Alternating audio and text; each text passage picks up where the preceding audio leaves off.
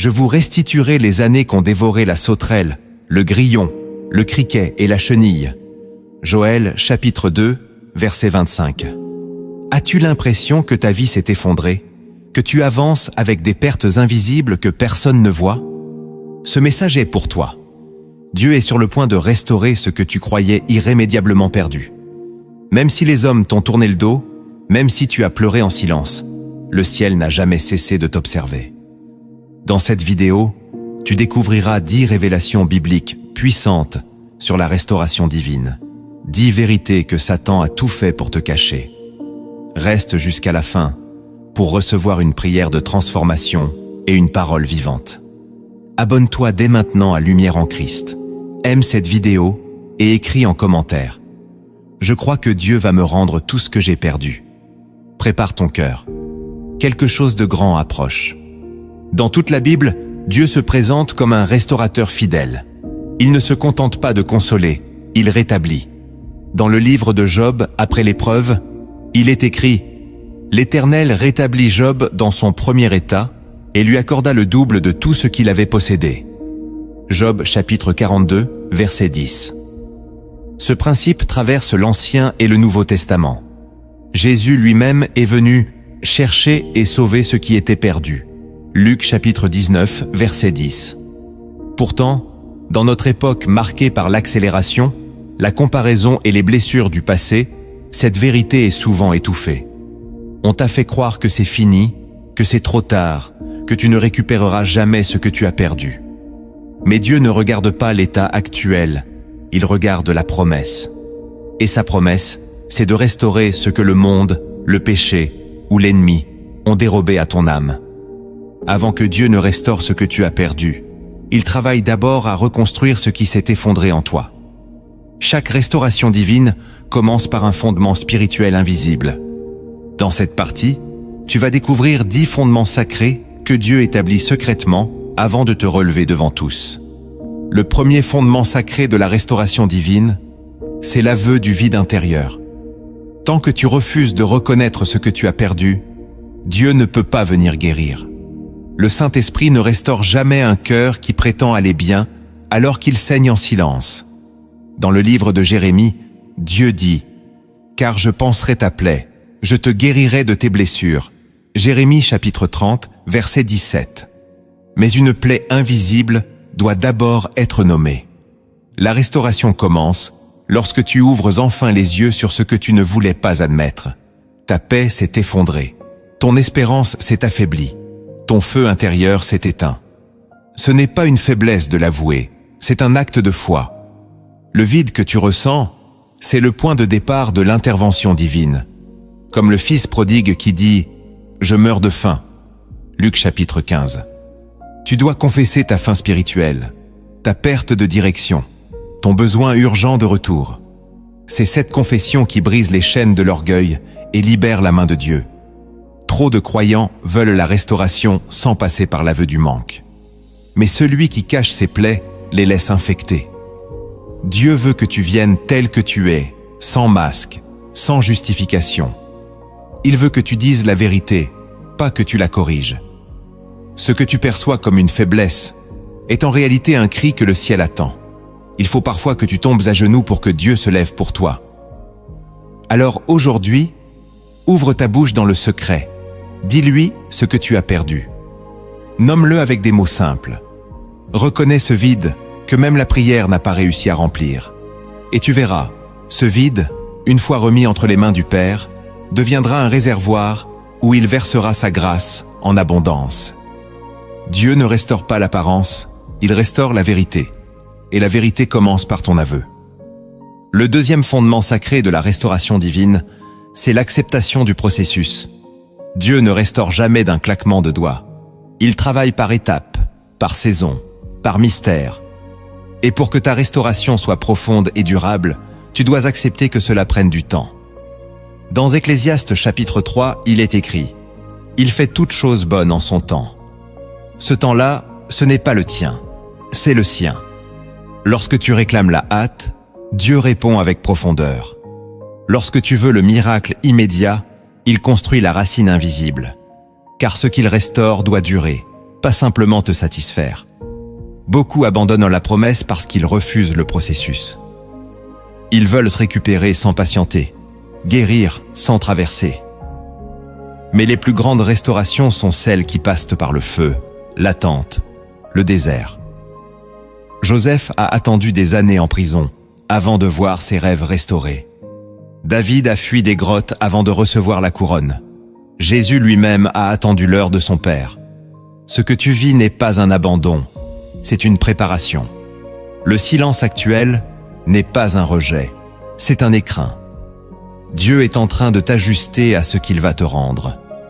Il veut que tu sois prêt, solide, enraciné. Si tu reçois trop tôt, tu risques de perdre encore. Mais si tu apprends à attendre, à obéir dans l'ombre, alors tu seras restauré au-delà de ce que tu espérais. L'acceptation du processus, c'est reconnaître que Dieu ne travaille pas pour te faire plaisir, mais pour t'ancrer dans la vérité. C'est une école invisible où il t'apprend à marcher avec lui, pas devant lui. Chaque jour sans réponse est un jour où il bâtit quelque chose que tu ne vois pas encore. Alors ne presse pas sa main, ne murmure pas contre le ciel. Marche lentement avec lui. Accepte le processus. Il ne t'a pas oublié. Il te prépare à une gloire que tu ne pourrais pas porter aujourd'hui. Mais demain, tu comprendras pourquoi. Il a pris son temps. Le troisième fondement sacré de la restauration divine, c'est la séparation d'avec ce qui t'a détruit. Tu ne peux pas espérer être restauré si tu restes lié à ce qui t'a brisé. Dieu ne recolle pas des morceaux pendant que tu retournes vers la source de ta fracture. Il coupe avant d'assembler. Dans Ésaïe chapitre 52, verset 11, il est dit « Sortez du milieu d'elle, purifiez-vous ». Cela parle de Babylone, mais aussi de toutes les influences, personnes, habitudes ou lieux qui t'ont volé ta paix. Dieu veut te restaurer, mais il exige que tu sois séparé de ce qui t'a vidé. Même si cela te manque, même si tu ne comprends pas encore pourquoi, la restauration commence toujours par une mise à part. Regarde Abraham. Dieu lui dit « Quitte ton pays, ta patrie et la maison de ton père ». Avant de lui montrer la terre promise, il le sépare de ce qui l'enchaînait. C'est la même chose pour toi. Il y a peut-être des relations toxiques, des distractions, des chaînes invisibles que tu refuses de lâcher. Mais tant que tu les tiens, Dieu ne peut pas te tenir. La restauration divine demande une rupture sainte. Et parfois, elle est douloureuse. Mais elle est nécessaire. Dieu n'arrose pas une terre polluée. Il purifie d'abord, ensuite il fertilise. Si tu veux être restauré, tu dois couper. Fermer certaines portes, brûler certains ponts, supprimer certains accès. Non pas par haine, mais par obéissance. Car ce que Dieu va te rendre est trop précieux pour être exposé à nouveau à la destruction. Il ne veut pas seulement te relever, il veut t'empêcher de retomber. Et cela commence par la séparation. Il y a des choses que tu dois laisser derrière toi, non parce qu'elles sont mauvaises, mais parce qu'elles ne portent plus la présence. Et ce que tu abandonnes pour Dieu, il te le rendra sanctifié. Le quatrième fondement sacré de la restauration divine, c'est la soumission à sa parole. Dieu ne restaure jamais hors de sa parole. Ce n'est pas ton émotion qui attire sa puissance, c'est ton obéissance. Beaucoup prient pour la restauration, mais refusent de se plier à ce que Dieu a déjà dit. Or, la restauration commence toujours par une réponse à l'ordre divin. Dans le psaume 119, verset 50, David dit « C'est ta parole qui me rend la vie. » Dieu n'agit pas dans la confusion. Il agit dans l'ordre qu'il a établi par sa parole. Si tu veux retrouver ce que tu as perdu, commence par obéir à ce qu'il t'a déjà dit, même si c'est difficile, même si cela te coûte. C'est souvent l'obéissance oubliée qui bloque la restauration attendue. Pierre n'a repêché les filets remplis qu'après avoir dit « Sur ta parole, je jetterai le filet ». Luc chapitre 5, verset 5. Ce n'était pas logique, c'était spirituel. Et c'est ça, la clé. Dieu veut que tu entres dans une obéissance radicale, même quand tu ne comprends pas. Tu dois arrêter de choisir les versets qui t'arrangent et commencer à te soumettre à ceux qui te corrigent. car c'est là que commence la vraie guérison. Dieu restaure les cœurs qui se laissent guider, non ceux qui discutent chaque instruction. Reviens à la Bible. Médite-la, pratique-la, laisse-la te façonner.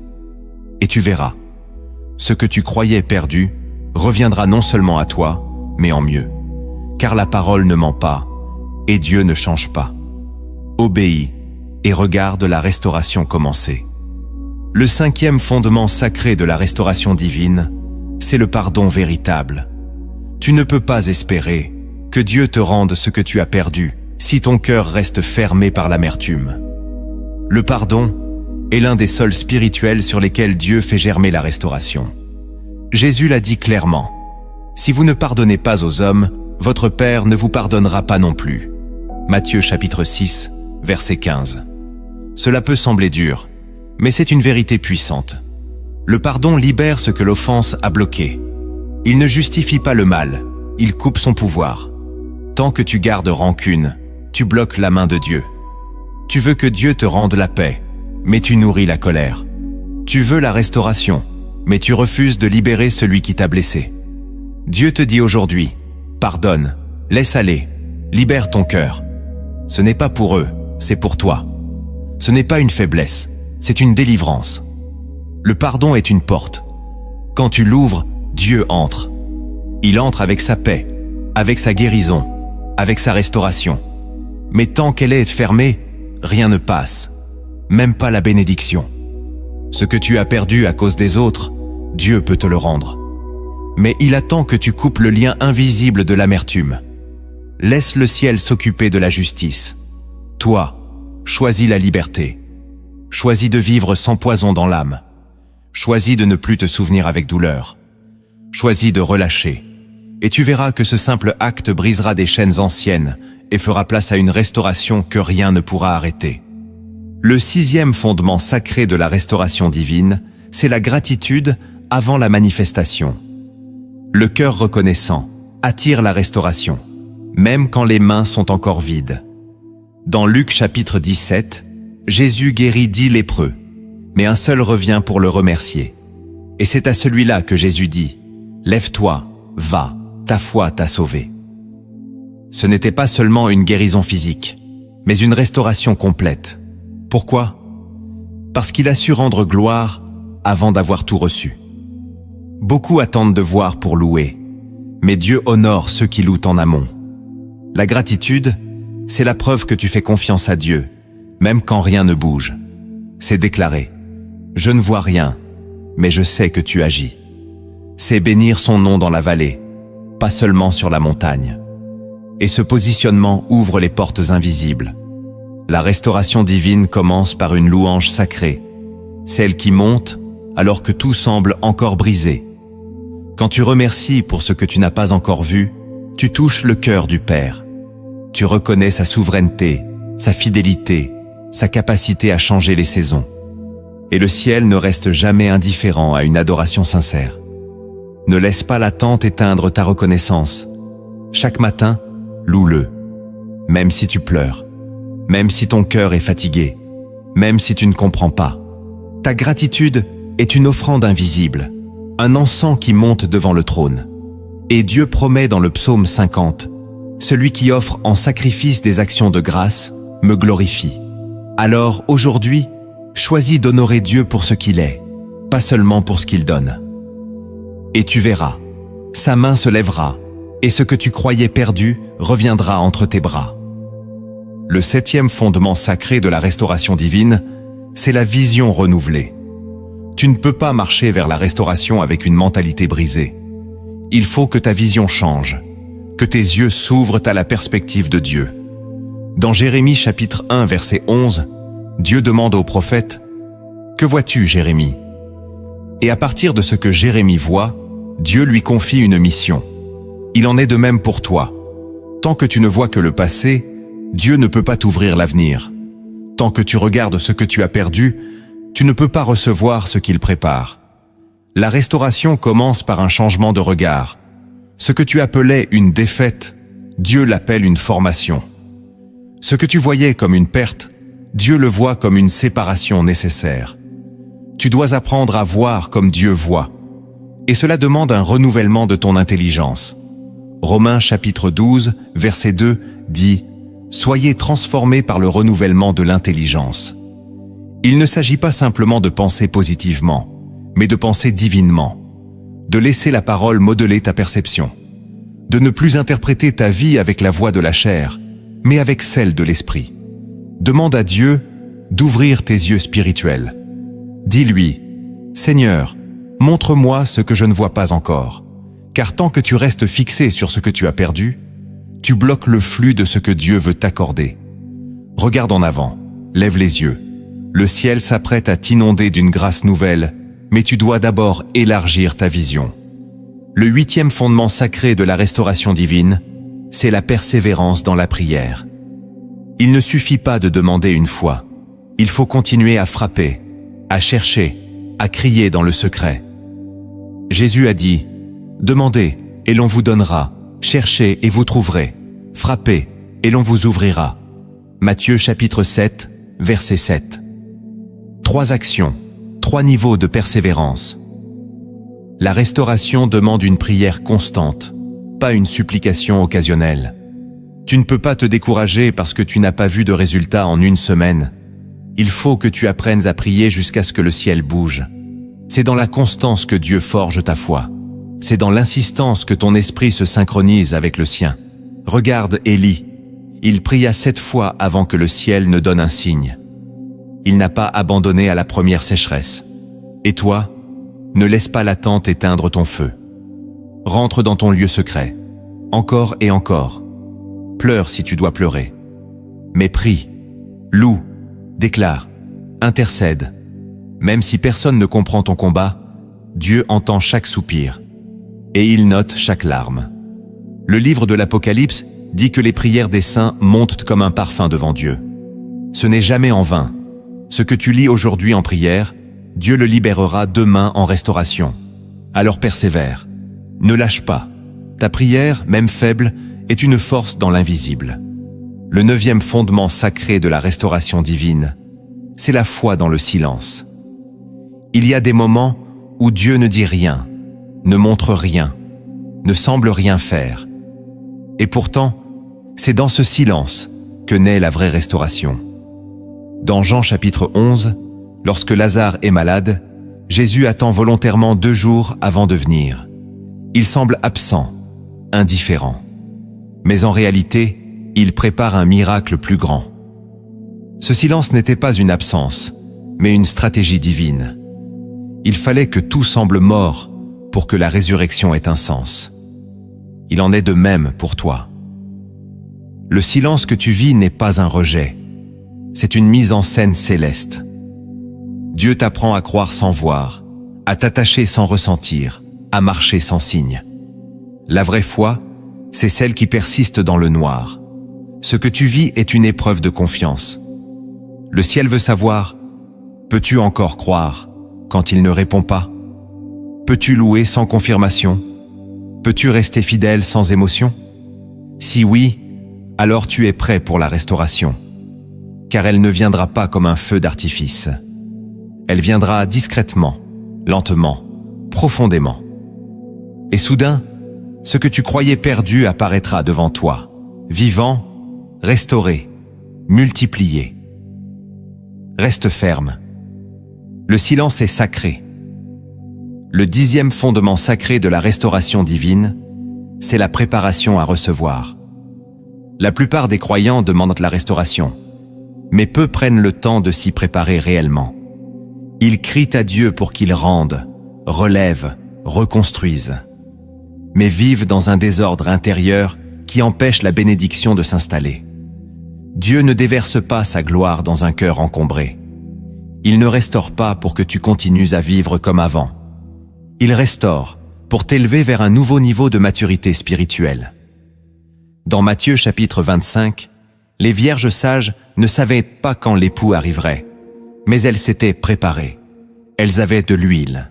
Elles étaient prêtes, et parce qu'elles étaient prêtes, elles sont entrées dans la fête. L'huile, c'est la vigilance, l'alignement, l'attente active. C'est la marque de ceux qui n'espèrent pas seulement, mais qui se disposent réellement à accueillir ce que Dieu prépare. La préparation est une prophétie silencieuse. Elle dit au ciel que tu crois que Dieu va agir. Tu n'attends pas en croisant les bras. Tu prépares ton intérieur comme un sanctuaire. Tu ranges ton cœur. Tu purifies tes pensées. Tu organises ton quotidien autour de la présence divine. Tu fais de la place pour la nouveauté. Tu abandonnes ce qui était, non par résignation, mais par anticipation. Tu deviens comme Noé, qui a bâti l'arche avant même qu'il ne voie une goutte de pluie. C'est dans cet esprit que la restauration vient, car Dieu attend la structure, il attend l'ordre, il attend la disponibilité. Tu dis vouloir recevoir, mais es-tu prêt à porter le poids de sa promesse? Si Dieu répondait aujourd'hui à ta prière, ton cœur serait-il prêt? Ton âme serait-elle stable? Tes priorités seraient-elles alignées? Il est temps d'entrer dans une préparation consciente. Ouvre ton emploi du temps. Libère ton attention.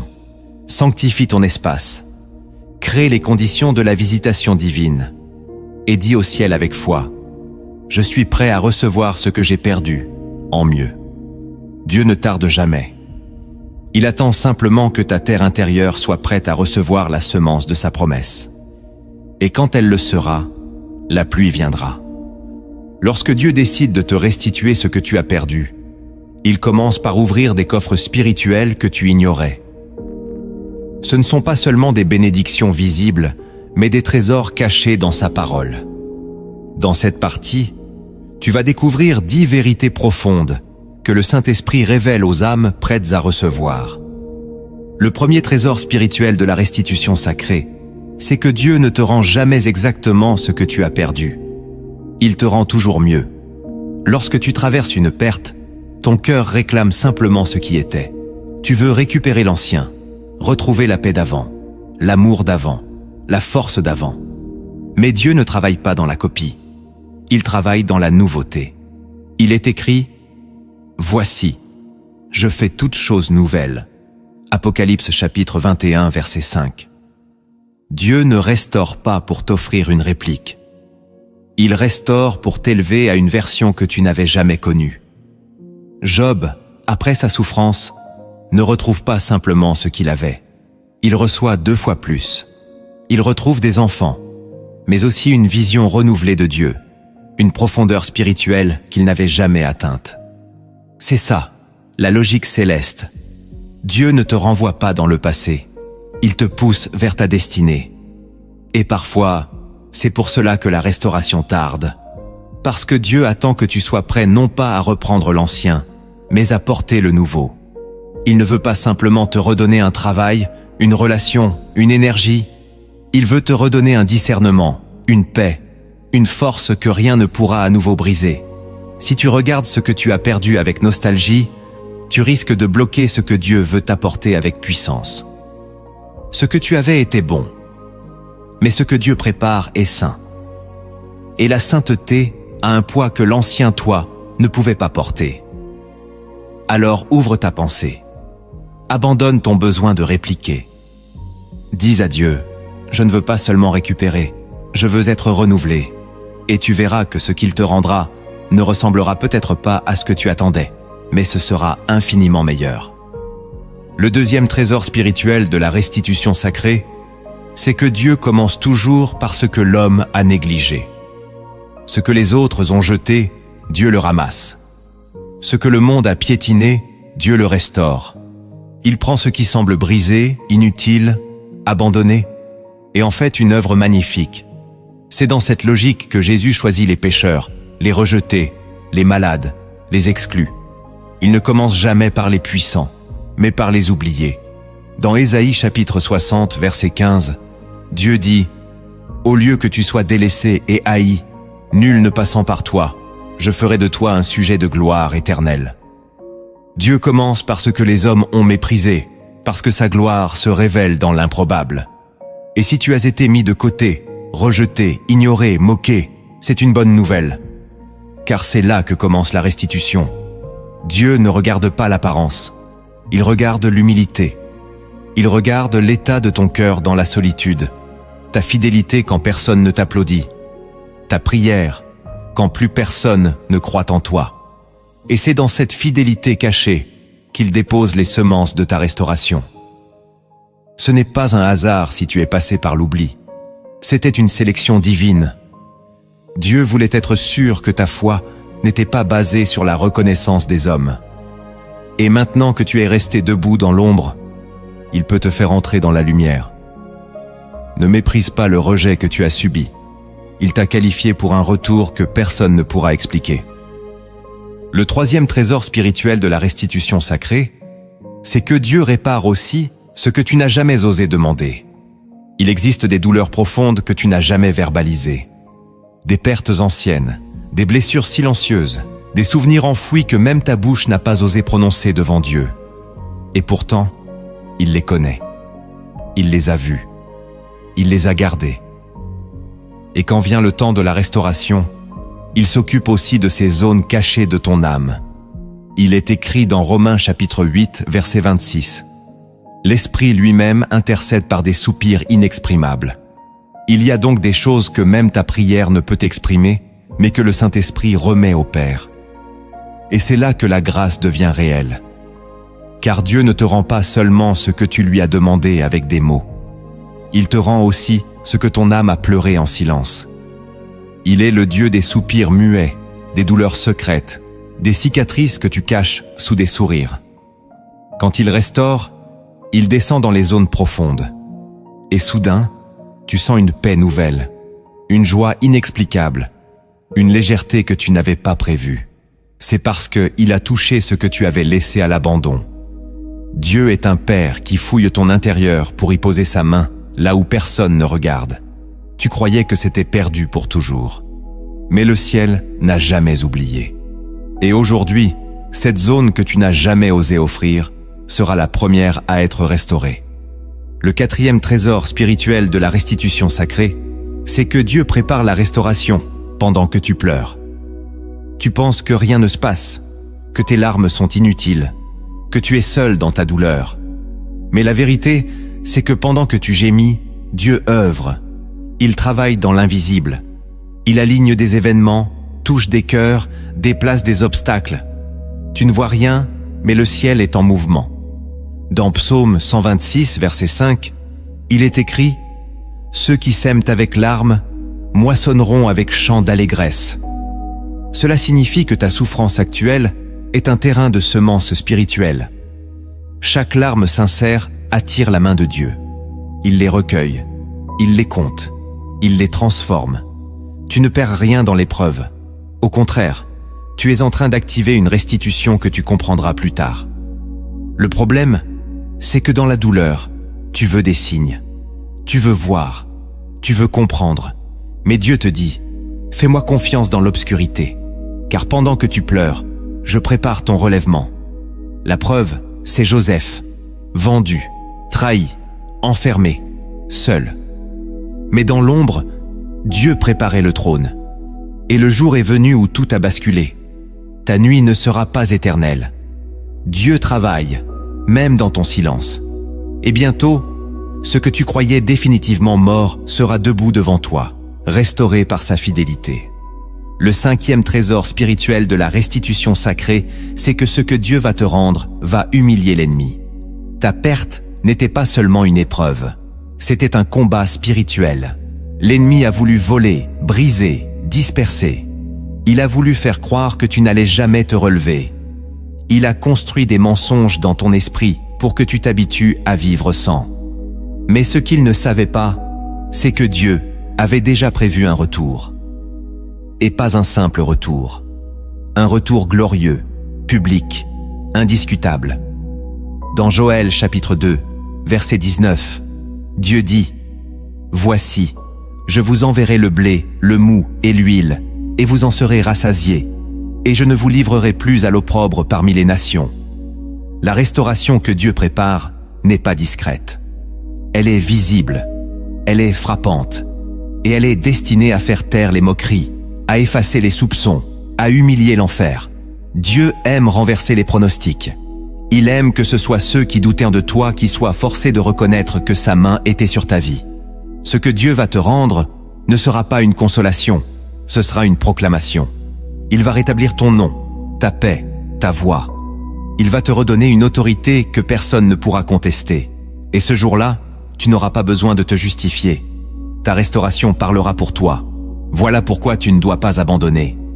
L'histoire n'est pas finie. Le ciel prépare une scène que le monde entier verra.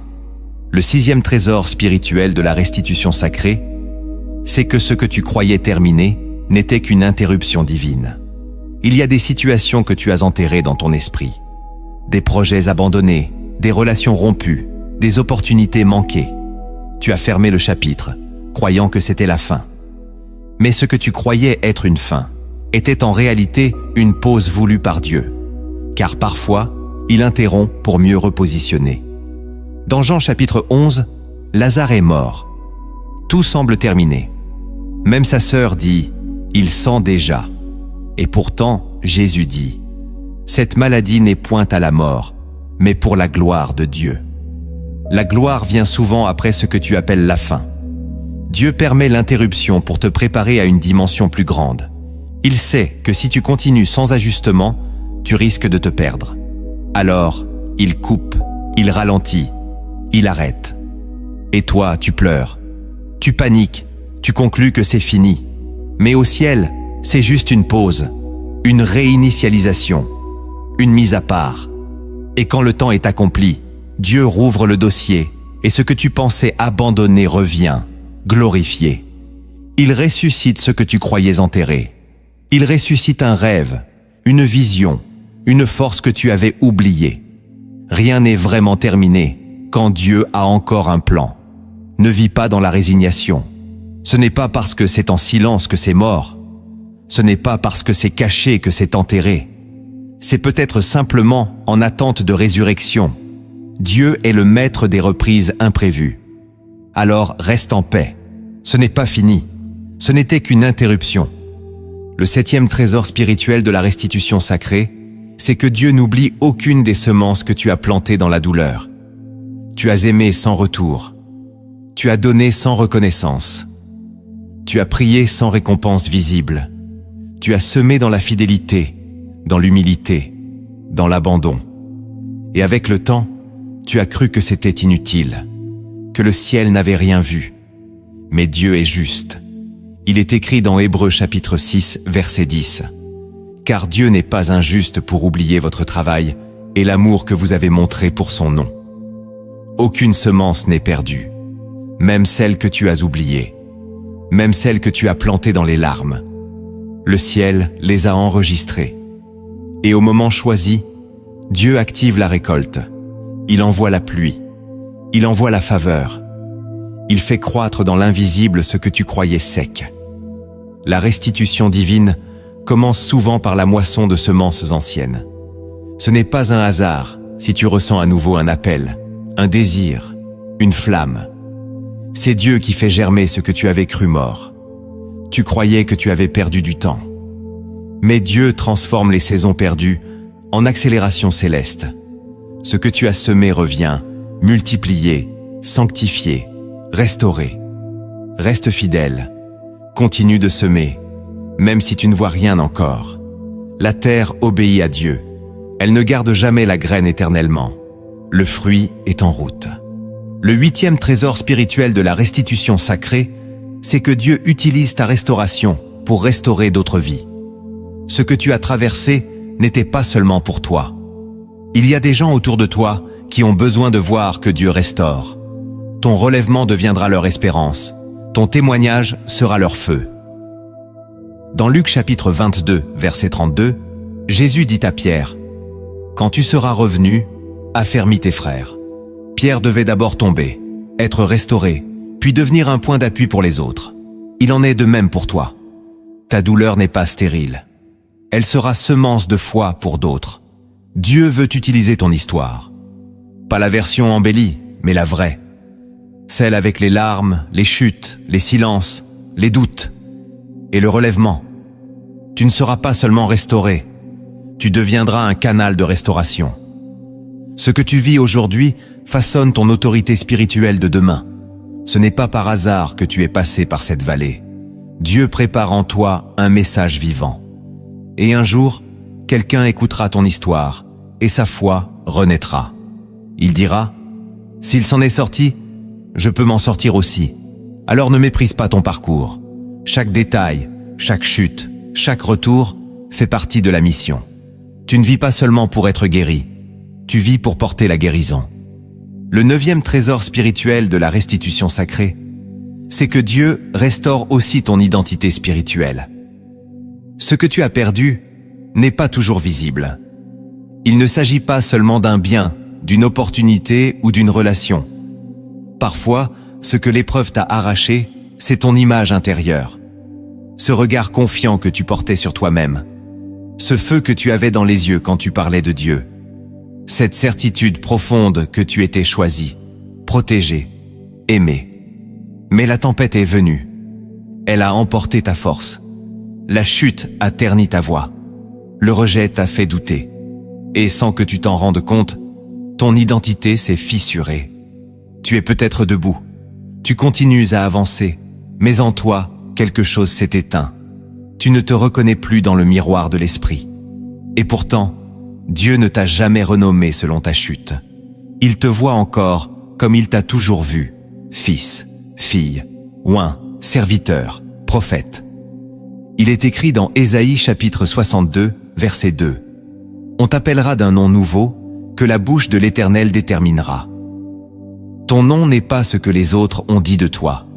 Il n'est pas ce que la honte a gravé dans ton cœur. Il est ce que Dieu prononce dans le secret. Et lorsque Dieu restaure, il commence par t'appeler à nouveau. Il ne te demande pas de revenir parfait, mais de revenir entendre sa voix. Il ne te demande pas de te justifier, mais de t'approcher. Car c'est dans sa présence que ton identité est lavée, ressuscitée, fortifiée. Il te rend le courage d'être qui tu es. Il te rend le droit de marcher la tête haute, non pas dans l'orgueil, mais dans la conscience de ta valeur céleste. Ce n'est pas une réparation, c'est une renaissance. Et cette renaissance t'arme contre les prochaines tempêtes. Car lorsque tu sais qui tu es en Christ, plus rien ne peut te voler ce que tu portes. Tu n'es pas le résumé de tes fautes. Tu es le témoignage vivant de la miséricorde divine. Alors laisse Dieu réécrire ton nom. Laisse-le poser sa main sur ton front et marche à nouveau comme quelqu'un que le ciel reconnaît. Le 10e trésor spirituel de la restitution sacrée, c'est que ta saison de retour est souvent plus discrète que prévu. Tu avais imaginé un jour précis, un événement fort, un relèvement spectaculaire qui forcerait l'admiration de tous. Tu t'attendais à un bruit de victoire, une reconnaissance publique, une élévation soudaine. Mais Dieu ne travaille pas à la lumière des projecteurs. Il restaure dans le secret, dans le silence, dans l'intimité. Il ne cherche pas à t'exposer, il cherche à t'enraciner. Dans Marc chapitre 8, Jésus prend un aveugle par la main, l'emmène hors du village, loin des regards, et le guérit en 2 temps. Il aurait pu dire un mot, il aurait pu tout faire en un instant. Mais il choisit une progression, un lieu caché, un processus personnel. Car la vraie guérison ne se fait pas pour impressionner, elle se fait pour transformer. Ce que tu vis n'est pas une dissimulation, c'est une sanctification. Dieu te cache non pas pour t'oublier, mais pour te façonner. Il t'éloigne du bruit, des attentes, des comparaisons, pour reconstruire ton cœur dans sa paix. Ne cherche pas à être vu, cherche à être stable. Ne cherche pas à prouver, cherche à porter du fruit. Ce n'est pas l'approbation des hommes qui validera ta restauration, mais la sérénité qui revient dans ton âme, le feu intérieur qui recommence à brûler doucement, la joie profonde qui ne dépend plus des circonstances. Ton retour sera doux, stable, progressif, mais irréversible. Dieu ne crie pas, il façonne, il ajuste. Il prépare ton cœur à porter la bénédiction sans la perdre. Et un jour, sans tambour, sans fanfare, tu te rendras compte que ce que tu croyais définitivement perdu est de retour. Ta paix est revenue, ton feu est revenu, ta foi est debout, et tu n'as pas forcé. Tu as simplement marché fidèlement, jour après jour, dans le secret de sa présence. C'est là que naissent les plus grandes restaurations. C'est là que Dieu bâtit ce que personne ne pourra plus détruire.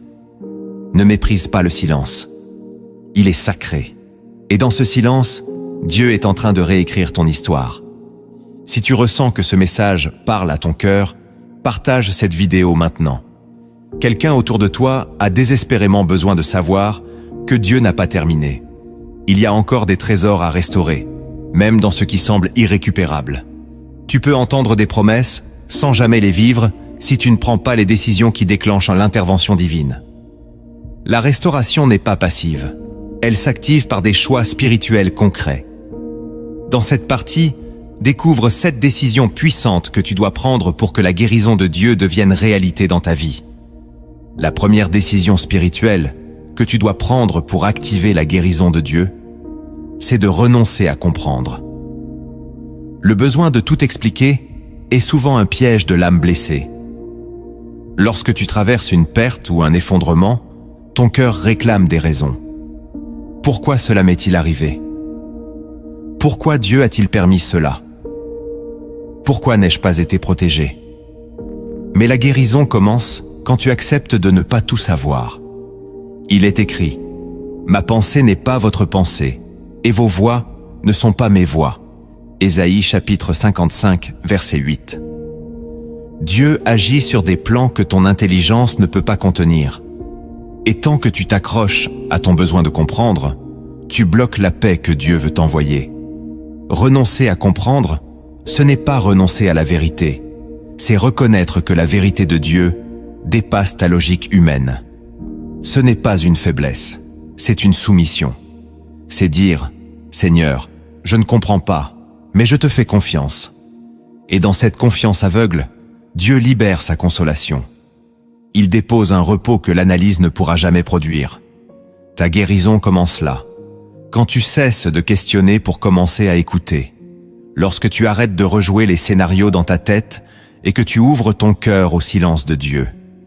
Il y a des blessures que seule la paix surnaturelle peut refermer, pas une explication. Jésus n'a pas donné d'explication à la souffrance de Lazare. Il a simplement pleuré avec ses proches, puis il l'a ressuscité. Ce que tu cherches, c'est une réponse. Ce que Dieu veut te donner, c'est une vie nouvelle. Accepte de ne pas tout savoir, et tu verras. La paix viendra, la lumière se lèvera, et la guérison divine commencera à couler dans ton âme. La deuxième décision spirituelle que tu dois prendre pour activer la guérison de Dieu, c'est de fermer la porte aux voix du passé. Tant que tu laisses ton esprit habité par les souvenirs de ce que tu as perdu, tu empêches Dieu d'écrire le présent. Il est difficile de guérir quand tu vis chaque jour avec des voix anciennes qui répètent ce que tu étais, ce que tu avais, ce que tu ne seras plus. Mais Dieu veut t'emmener dans une saison nouvelle. Il dit dans Ésaïe chapitre 43, versets 18 et 19, « Ne pensez plus aux événements passés et ne considérez plus ce qui est ancien. Voici, je vais faire une chose nouvelle. » Cela commence par un choix intérieur, celui de ne plus nourrir les voix de l'ancienne saison. Tu dois apprendre à parler à ton âme, lui dire « Ce n'est plus mon identité, ce n'est plus ma réalité. Je ferme cette porte. » Il y a des phrases que tu dois cesser de répéter, des images que tu dois arrêter de revoir, des noms que tu dois cesser d'invoquer intérieurement. Ce n'est pas un oubli, c'est une sanctification. Tu ne renies pas le passé, mais tu refuses qu'il dirige ton avenir. Fermer la porte, c'est arrêter d'ouvrir la blessure. C'est refuser de se définir par la perte. C'est proclamer que Dieu écrit encore, que l'histoire n'est pas finie. Et c'est dans cette posture de rupture intérieure que la guérison divine commence à agir. Tu te libères du poids invisible et tu crées un espace pour la nouveauté du ciel. Ferme la porte et tu verras. Une autre lumière entrera.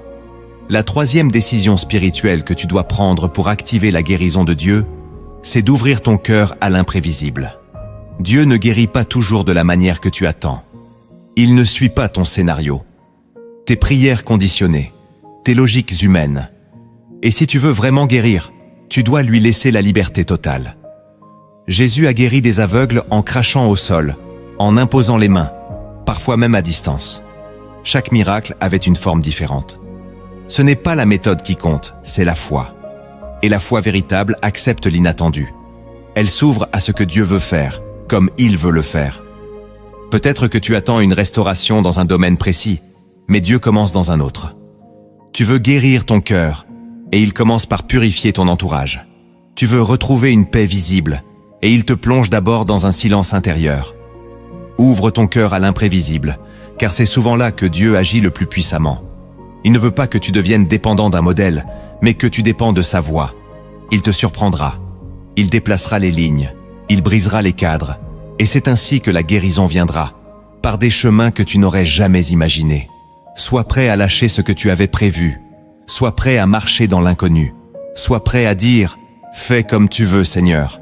Et tu verras, l'imprévisible de Dieu est 1000 fois meilleur que tout ce que tu avais préparé. La 4e décision spirituelle que tu dois prendre pour activer la guérison de Dieu, c'est de te replacer sous l'autorité spirituelle. Il y a des blessures que tu ne peux pas guérir seul. Il y a des chaînes qui se brisent dans la communion. Des restaurations qui naissent dans la soumission spirituelle. L'indépendance est parfois une forme de protection du cœur blessé, mais elle peut devenir un piège. Dieu agit puissamment quand tu acceptes de revenir sous sa couverture, et parfois sous celle de ministère qu'il a établi. Hébreux chapitre 13, verset 17, dit « Obéissez à vos conducteurs et ayez pour eux de la déférence, car ils veillent sur vos âmes. » Ce n'est pas une domination, c'est une protection. Quand tu sors de cette couverture, tu t'exposes à l'ennemi. Mais quand tu y reviens, tu retrouves l'environnement spirituel qui favorise la guérison. Il faut de l'humilité pour demander la prière, pour confesser sa douleur, pour reconnaître que l'on a besoin d'aide. Mais c'est dans cette humilité que Dieu agit. Revenir sous l'autorité, ce n'est pas perdre ta liberté, c'est retrouver ton alignement. Et un cœur aligné guérit plus vite. Ne reste pas isolé. Rejoins une maison spirituelle. Recherche des voies sages. Soumets-toi à la vérité de la parole. Et laisse Dieu t'envelopper à travers ceux qu'il a établis. C'est dans ce cadre que la guérison devient durable. La 5e décision spirituelle que tu dois prendre pour activer la guérison de Dieu, c'est de parler la vie sur toi. Le pouvoir de la langue est réel. Ce que tu déclares influence ce que tu vis. Proverbe, chapitre 18, versets 20 et 1 déclare « La mort et la vie sont au pouvoir de la langue. » Trop souvent, tu confirmes ta douleur par tes paroles. Tu dis « Je ne m'en sortirai jamais, rien ne changera. Je suis brisé pour toujours. » Ces phrases deviennent des chaînes spirituelles qui renforcent la blessure au lieu de la guérir. Tu dois apprendre à parler différemment, même quand tu ne ressens rien. Déclare la vie, proclame la restauration, confesse la guérison. Dis à ton âme « Je vivrai, je me relèverai, Dieu me restaure. » Même si tout autour de toi dit le contraire, tu dois t'aligner avec la parole. Les os desséchés d'Ézéchiel ont repris vie parce qu'il a prophétisé. Il a parlé ce que Dieu disait, et non ce que ses yeux voyaient. Il en est de même pour toi. Ouvre ta bouche chaque matin et parle selon la promesse, pas selon la blessure. Chaque parole de foi que tu prononces est une semence spirituelle. Elle travaille dans l'invisible. Elle construit ta guérison de l'intérieur. Et peu à peu, ce que tu déclares finira par devenir ta réalité. Ne laisse plus ta bouche entre les mains du doute. Reprends ton autorité. Parle comme Dieu parle. Et ta guérison s'accélérera. La 6e décision spirituelle que tu dois prendre pour activer la guérison de Dieu, c'est de protéger ton intimité spirituelle. Après une blessure, tu deviens vulnérable. Et dans cette fragilité, tu peux te livrer à des personnes ou à des influences qui compromettent ta restauration. Il est donc vital de sanctifier ton espace intérieur. Jésus, après avoir guéri, retirait souvent les personnes de la foule ou se retirait lui-même dans la solitude pour prier. Cela signifie que la guérison nécessite une atmosphère préservée. Tu dois apprendre à discerner les voix, les distractions, les regards, les conseils qui polluent ton processus de relèvement. Ce n'est pas parce que quelqu'un t'écoute qu'il porte l'onction pour te restaurer. Ce n'est pas parce qu'un contenu est chrétien qu'il nourrit ta foi. Tu dois filtrer, tu dois veiller. Ton cœur est un jardin spirituel, et tu dois en fermer les portes aux voleurs. La guérison ne peut pas s'enraciner dans le chaos. Elle a besoin de paix, de silence, d'écoute de l'esprit. Tu dois réduire certaines interactions, te retirer des conversations inutiles, éteindre les distractions qui désalignent ton âme. Crée un sanctuaire autour de toi. Protège tes temps de prière. Choisis avec qui tu partages tes douleurs. Sois sélectif dans ce que tu entends, car ce que tu laisses entrer dans ton cœur influence directement le rythme de ta guérison. Ce n'est pas être dur, c'est être sage. Et le Saint-Esprit t'aidera à reconnaître ce qui guérit et ce qui affaiblit. C'est dans un lieu sacré que Dieu fait repousser ce que tu croyais perdu. La 7e décision spirituelle que tu dois prendre pour activer la guérison de Dieu, c'est de redevenir disponible pour aimer. La blessure ferme. Elle te pousse à t'enfermer, à t'isoler, à bâtir des murs invisibles autour de ton cœur. Et parfois, même si Dieu a commencé à guérir, tu refuses inconsciemment d'aimer à nouveau, de t'investir, de t'ouvrir. Mais la guérison divine n'est complète que lorsque tu redeviens capable d'aimer. Il est écrit « L'amour parfait bannit la crainte ». 1 Jean chapitre 4 verset 18. Ce n'est pas un amour naïf ou insouciant, c'est un amour restauré. Un amour qui a été éprouvé, mais qui choisit malgré tout d'exister. Dieu t'a aimé quand tu étais brisé, et il veut restaurer en toi cette capacité divine, celle d'aimer même après la trahison, même après l'abandon. Tu ne pourras pas avancer si tu te barricades. Il y a des personnes que Dieu veut envoyer vers toi, mais ton cœur fermé les repoussera. Il y a des appels que tu ne pourras pas accomplir tant que ton amour est gelé. Reprendre le risque d'aimer, c'est dire « Je suis guéri au point de ne plus vivre dans la peur ». C'est proclamer que l'amour est plus fort que la douleur du passé. Tu ne dois pas attendre d'être parfait pour aimer. Tu dois juste être sincère, vrai et guidé par l'esprit. Et tu verras, en aimant à nouveau, tu finiras de guérir. Car l'amour est une puissance de restauration. Les décisions spirituelles ne sont pas théoriques. Elles deviennent vivantes lorsqu'elles s'incarnent dans notre quotidien. Jésus parlait souvent en paraboles pour ouvrir les yeux spirituels de ceux qui l'écoutaient. Voici une histoire inspirée des cieux, une parabole prophétique qui cache une clé puissante de guérison intérieure. Écoute-la comme une invitation à suivre la voie du Maître. Il était une fois, dans une vallée isolée, un homme nommé Éléazar. Il possédait une source d'eau pure, cachée dans le creux d'un rocher. Toute sa vie, cette source avait nourri son jardin, sa famille, ses voisins. Elle jaillissait silencieusement, mais constamment. Un jour, un tremblement ébranla la vallée. Une pierre massive tomba, brisant le canal qui acheminait l'eau. La source, bien qu'intacte, fut déviée. Le jardin devint sec. Les voisins partirent. Éléazar, brisé, s'assit devant la pierre et pleura. Il se dit que Dieu l'avait abandonné. Pendant des années, il resta là, immobile, regardant la pierre, se rappelant la fraîcheur d'autrefois. Il priait pour que la pierre disparaisse. Il jeûnait, il pleurait, mais la pierre restait. Un jour, un vieil homme passa par là.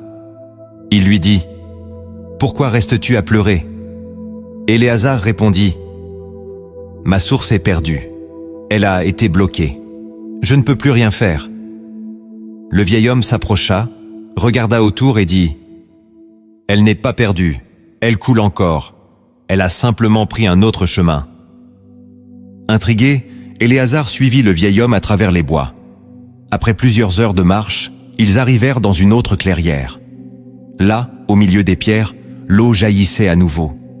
La même eau, la même source, mais ailleurs. Autour, la nature avait commencé à reverdir. Des fleurs inconnues poussaient. Le vieil homme dit « Ta douleur t'a figé. Tu cherchais la vie là où elle ne coulait plus. Mais la source n'a jamais cessé de jaillir. Dieu ne t'a pas abandonné. Il a simplement déplacé ton jardin. » Éléazar tomba à genoux. Il comprit que sa blessure était devenue un tombeau parce qu'il avait refusé de chercher plus loin. Il avait confondu le canal avec la source, le passé avec la promesse. Il passa les jours suivants à aménager ce nouveau lieu, à planter, à arroser, à bénir. Et bientôt, des enfants vinrent, des voyageurs s'arrêtèrent, et une nouvelle communauté naquit autour de cette source retrouvée. Éléazar avait perdu un jardin, mais Dieu lui avait donné un territoire. Ce qu'il croyait fini était devenu le commencement d'une vie nouvelle. Trop souvent, comme Éléazar, tu restes figé devant ce qui s'est brisé. Tu pleures ce qui ne coule plus, tu invoques ce qui ne reviendra pas. Mais Dieu ne t'a jamais retiré la source. Il l'a simplement déplacée. Ce que tu as perdu n'était qu'un canal, pas la grâce elle-même. La vie de Dieu en toi n'est pas morte. Elle t'appelle ailleurs. Tu dois quitter la pierre du regret, marcher dans la forêt de la foi et découvrir que ce que tu croyais détruit a simplement changé de lieu. Dieu ne restaure jamais pour te ramener en arrière.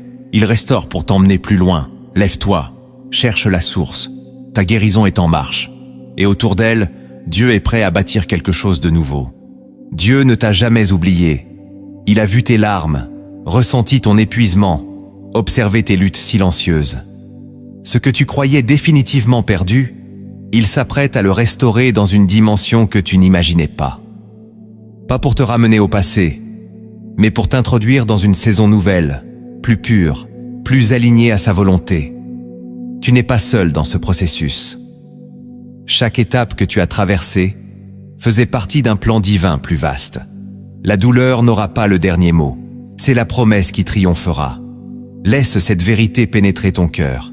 Tu n'as rien perdu que Dieu ne puisse renouveler. Et quand il restaure, il surpasse. Maintenant, laisse ton âme s'ouvrir à sa présence. Prépare-toi à recevoir ce que l'œil n'a pas vu, ce que l'oreille n'a pas entendu, mais que ton cœur commence déjà à discerner. Cette prière est un appel à la guérison profonde, une offrande de ton cœur brisé au Dieu qui restaure. Prie avec foi, laisse chaque parole pénétrer ton âme, et crois que le Saint-Esprit va poser sa main sur tout ce que tu pensais irrécupérable. Laisse maintenant cette prière t'envelopper. Seigneur mon Dieu, toi qui sièges au-dessus des cieux et qui sondes les cœurs avec une précision infinie, je me tiens devant toi aujourd'hui, non pas avec des forces, mais avec mes faiblesses. Je viens à toi avec mes silences, mes pertes, mes douleurs et mes années de lutte.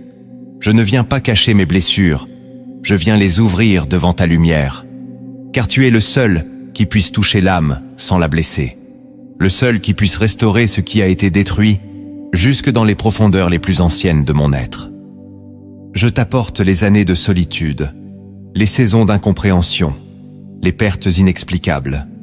Je t'apporte les trahisons qui ont fissuré ma confiance, les rêves effondrés, les espoirs oubliés. Je t'apporte les promesses que j'ai cru avoir mal entendues, les appels que j'ai pensé avoir manqués. Seigneur, je t'apporte tout ce que je ne comprends pas et tout ce que je n'ai pas pu réparer moi-même.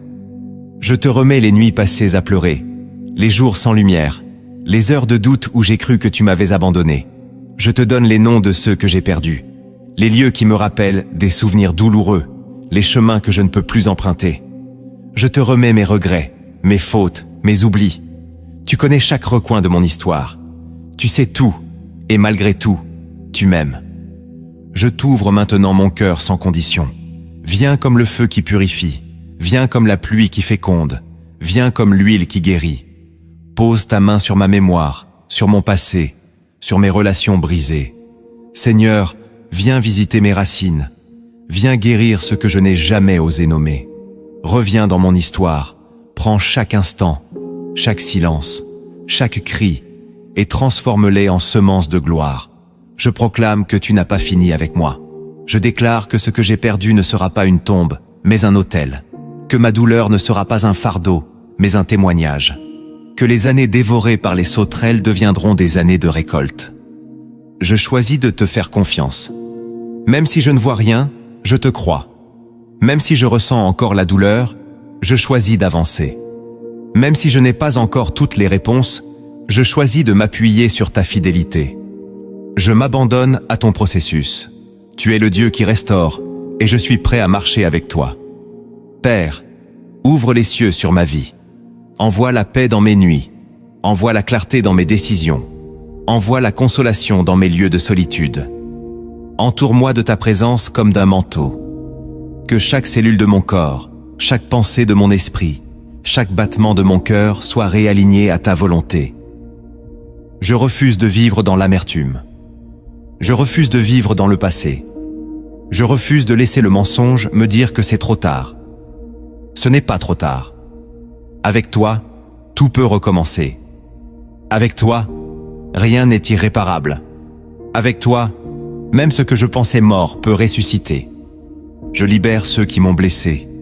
Je relâche ce que je retenais. Je renonce à mes raisonnements humains. Je détruis, par la prière, les forteresses invisibles qui empêchent la guérison. Et je m'ouvre à ton action surnaturelle. Fais ce que toi seul peux faire. Rétablis, ressuscite, redonne. Je me tiens dans le silence de la foi.